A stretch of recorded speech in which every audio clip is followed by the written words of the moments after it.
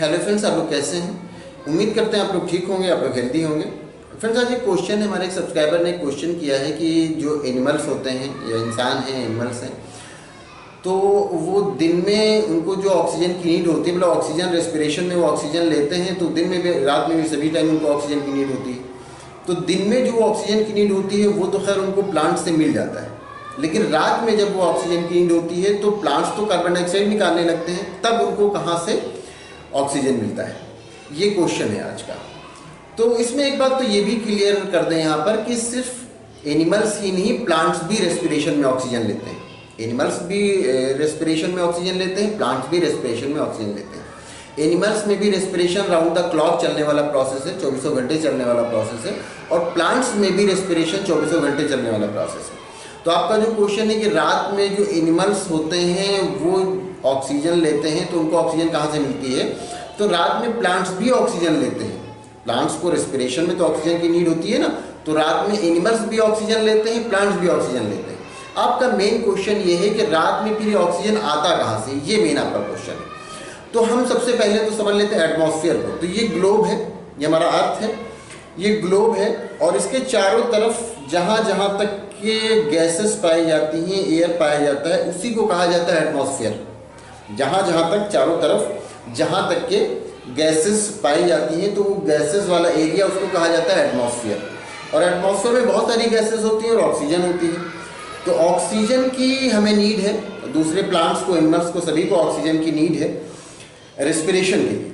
तो ये ऑक्सीजन कहाँ पर पाया जाता है? इसी एटमॉस्फेयर में पाया जाता है। आपका क्वेश्चन ये है कि रात में कहाँ से आता है ऑक्सीजन?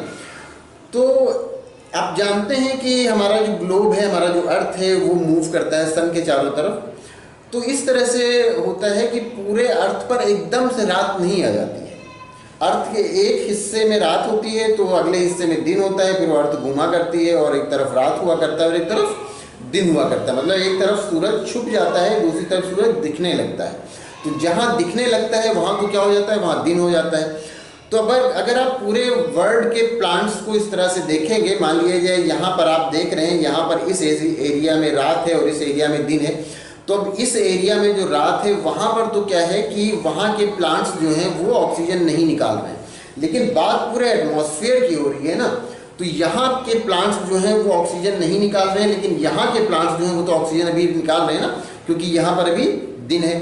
अब यहाँ पर ये धीरे धीरे रात होगा और यहाँ तब दिन रहेगा। तो ये पूरा इस तरह से होता है कि यहाँ के प्लांट्स जब ऑक्सीजन नहीं निकाल रहे हैं तो यहाँ के निकाल रहे हैं, यहाँ के नहीं निकाल रहे हैं तो यहाँ के निकाल रहे हैं। वो पूरे अर्थ पे एकदम से रात नहीं होती है, जो पूरे अर्थ के जो प्लांट हैं वो एकदम से कार्बन डाइऑक्साइड निकालने लगे और पूरे अर्थ पे एरिया एकदम से ऑक्सीजन निकालने लगे, इस तरह से नहीं होता है।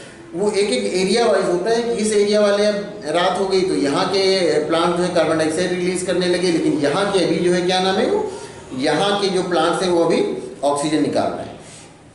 तो बात पूरे एटमॉस्फेयर में होती है। एटमॉस्फेयर में इतना ऑक्सीजन होता है कि वो सांस हम लोग ले सकते हैं। जैसे हम लोग के एरिया में अगर रात हो जाती है तब भी हमारे यहाँ एटमॉस्फेयर में इतना ऑक्सीजन रहता है कि उससे हम लोग ऑक्सीजन हम लोग को ईजिली मिल जाता है। क्योंकि पूरे एटमॉस्फेयर की बात आप मन में लेकर के चलिए, आप अपने जहन में, दिमाग में। आप सिर्फ एक एरिया की मत लेके चलिए कि आपके एरिया में रात होगी तो आपके एरिया के जो प्लांट्स थे उन्होंने कार्बन डाइऑक्साइड निकालना शुरू कर दिया तो आपके एरिया में ऑक्सीजन खत्म। क्योंकि ये पूरे अर्थ को कवर करता है ना एटमॉस्फेयर। एटमॉस्फेयर तो पूरा इसको सब तरफ से कवर किए हुए, जहाँ जहाँ तक गैसेस पाई जाती हैं, ये एटमॉस्फेयर है।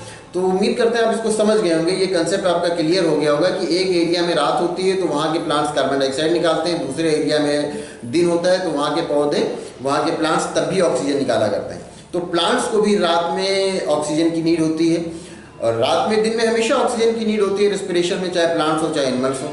तो रात में जो इसकी नीड होती है ऑक्सीजन की, ये कहाँ से आता है? तो रात में ऑक्सीजन की नीड होती है वो दूसरे एरिया से आता है, पूरे एटमॉस्फेयर में ऑक्सीजन फैल जाता है और पूरे एटमॉस्फेयर में कार्बन डाइऑक्साइड भी जो निकालते हैं पूरे एटमॉस्फेयर में फैल जाता है। ऐसा नहीं कि सिर्फ आप ही के एरिया में रहता है, वो फैल जाता है।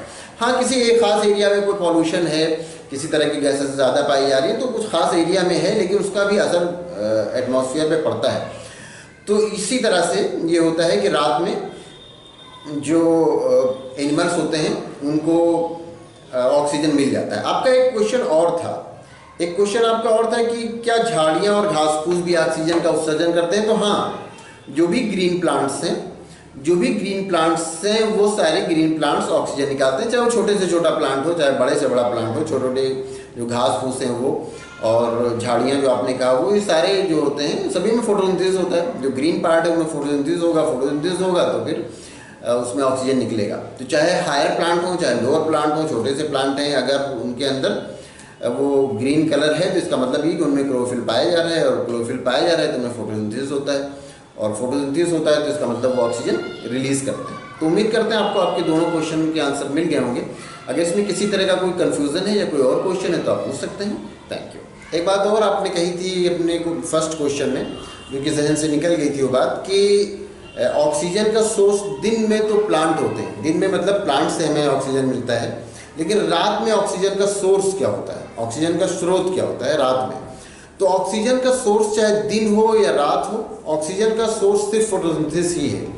ऑक्सीजन यूज़ होने के तो कई जगह पर हैं, कई जगह यूज़ होता है ऑक्सीजन, लेकिन ऑक्सीजन का प्रोडक्शन सिर्फ फोटोसिंथेसिस में ही होता है नेचुरली।